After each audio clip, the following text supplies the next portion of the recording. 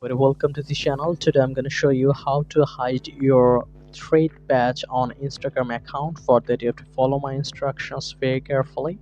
Right now you can see that I'm on the profile section of my Instagram account, and you can see my profile picture and my profile name and an icon button just below my name.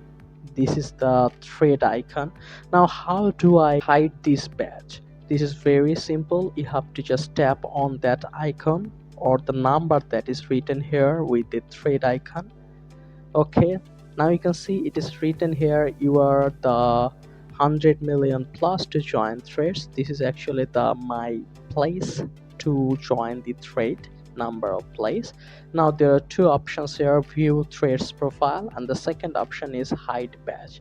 So you can easily guess what's the perfect option here. You have to tap on hide badge.